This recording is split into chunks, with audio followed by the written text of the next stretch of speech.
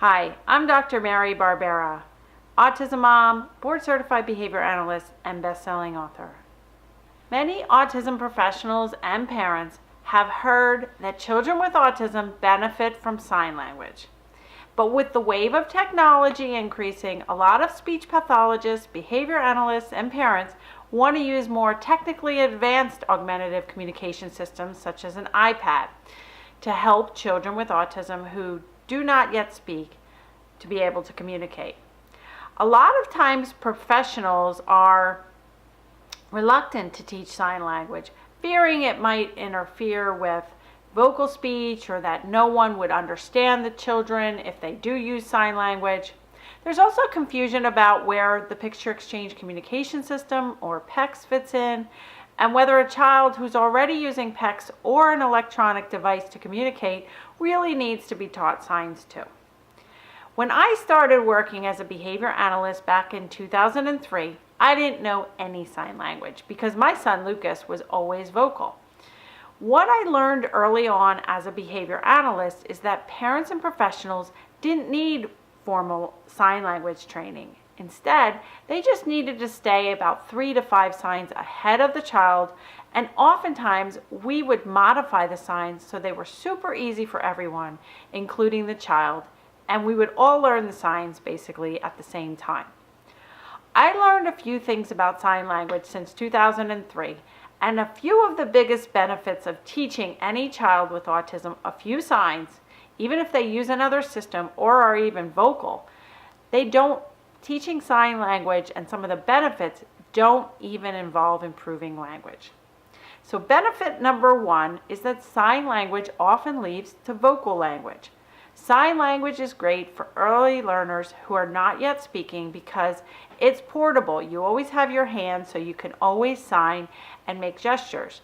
And we can eventually teach a child who doesn't acquire speech to use signs across the verbal operants.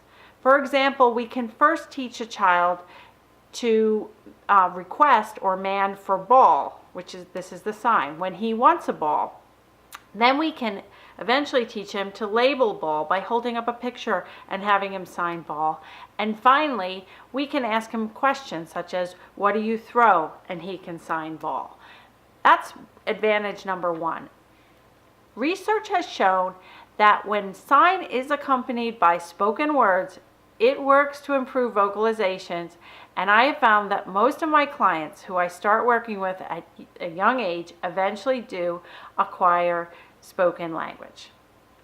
Benefit number 2 of teaching a few signs is that children who are taught signs are more accepting of physical prompts, physical prompts are often needed for teaching lots of other skills.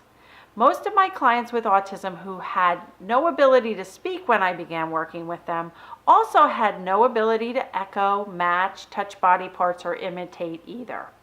And I have found that teaching 3 to 5 signs really early on helps children accept physical prompts so I can teach a lot of different behaviors and reduce problem behaviors all at the same time.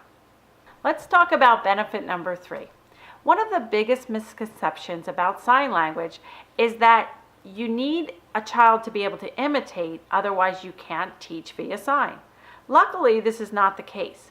I have found that one of the best ways to teach a child to imitate is actually to teach them the first 3 to 5 signs, because you can oftentimes fade your physical prompts to imitation prompts. So to summarize, I believe that teaching 3 to 5 signs is an important step in developing language in your child or client with autism.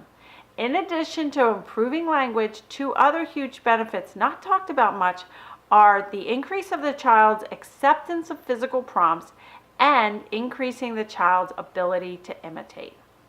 In next week's video blog, I'm going to discuss what words and signs not to teach first.